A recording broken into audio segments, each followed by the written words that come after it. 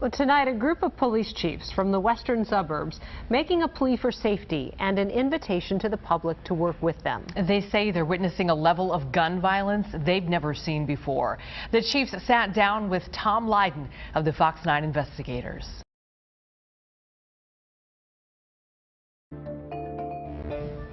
Well, tonight, a group of police chiefs from the western suburbs making a plea for safety and an invitation to the public to work with them. They say they're witnessing a level of gun violence they've never seen before. The chiefs sat down with Tom Lydon of the Fox 9 investigators. At a Brooklyn Park strip mall yesterday afternoon, a confrontation of some kind quickly becomes a shootout. 3 men with guns and more than 20 shots fired. And it's hardly the first time.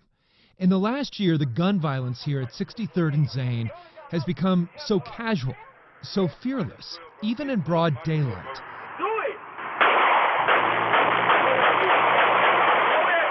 The shock value has worn off. What's happening here? We have no idea, Tom. We have no idea, but we're trying to figure out what is happening here. So Nicole Lee is a neighbor who has joined activists like the Reverend Jerry McAfee in patrolling this strip mall. It's not going to be as simple as giving them a hug. It's not going to be that easy. You know that. But something is missing, something's not right. And, you know, it could be a lot of things. They don't respect the police department anymore. They don't respect themselves by being out here doing what they're doing. So I talked to 3 of the business owners here on the strip mall, and they don't want to go on camera. Quite frankly, they are just too scared of retaliation. But they told me they don't blame the police. They say the police come by here all the time, and every time they arrest someone here, it's just a revolving door of the courts and the jail, and they're back out really fast. And it's not just one strip mall. It's a level of gun violence in some suburban communities that seems unprecedented. There's a reason you guys are here today. You think something has changed. I've never seen the gun violence like it is. It really started probably last late spring, early summer.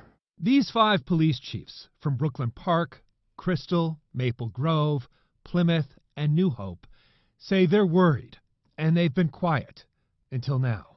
I really just want the community to know what's occurring here, because they have a right to know. Take Brooklyn Park, where shots fired calls are up 55% over last year.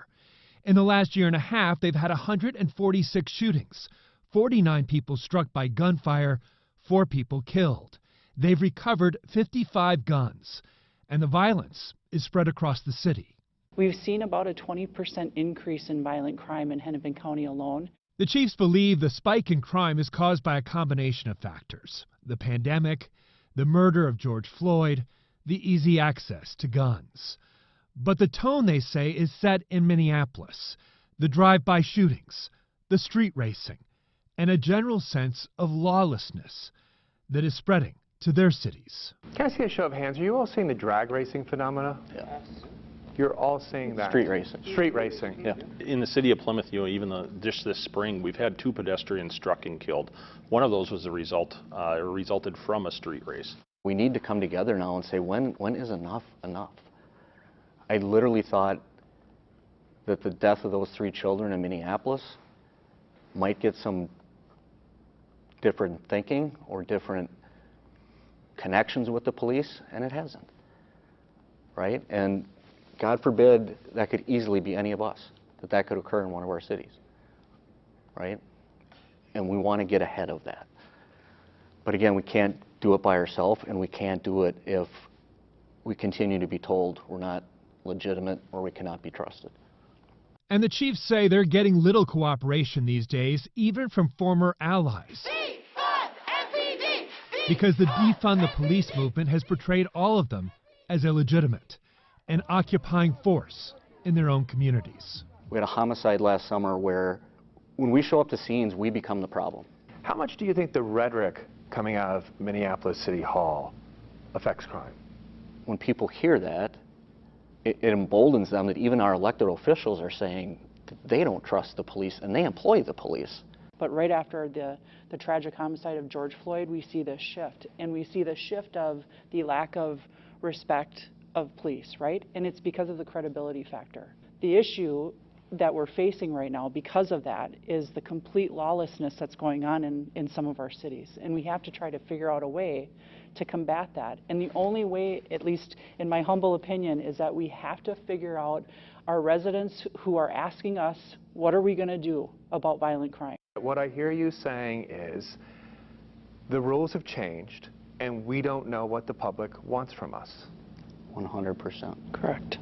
You can't tell us one thing to go out and actually, make a traffic stop because you're seeing the speeders and folks that are doing the drag racing one day, and then the next day say to us, well, you can't do traffic stops because now horrible things are happening to people. But arresting people isn't working either. Brooklyn Park police tracked 61 gun cases, and the vast majority of suspects got little or no jail time. Consider James Klein, a convicted felon who's not allowed to carry a weapon, shot at officers after he was caught buying ammo at a Walmart last March. A month later, he's out of jail on a signature bond, and 3 weeks later, he's in Utah in another shootout with police. The fact is that a lot of these folks, unfortunately, are getting out rather quickly and then committing the same crime again. When you talk about carjackings, several folks are committing carjackings and they're either getting let out of jail within a very short period of time and committing the crime again. And then we sit back and we wonder why this is happening. All these chiefs have made reforms. They all have embedded social workers in their departments. But they also understand the optics of being white law enforcement and believe they need to do a better job recruiting from marginalized communities where a different perspective and experience is needed most. Have you all lost police officers who have Yes. said, I'm just done? Yes. Yes. Yes. Significant numbers? Yes. We're all having problems getting the people to come work as a police officer.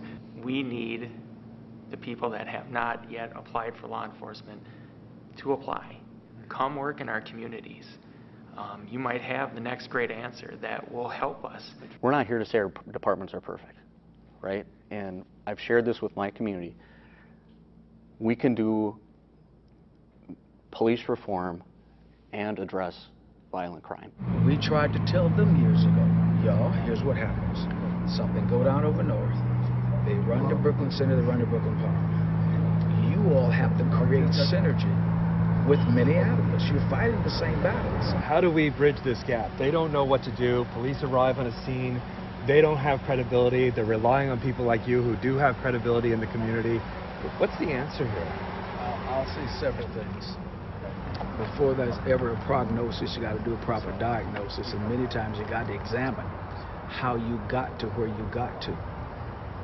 You've known me for a long time. Yep. I've not changed. The city never wanted to hear anything we said. We told them they were going to get here. They just didn't believe it. They certainly believe it now. And while the chiefs are finally talking, they want the communities they protect and serve to know they're also ready to listen. It's intentional that you didn't hear from us. What was that? Nobody wanted to hear from us for 15, 18 months. And we finally just decided, for the betterment of our community, we got to say something. Tom Lydon, Fox 9.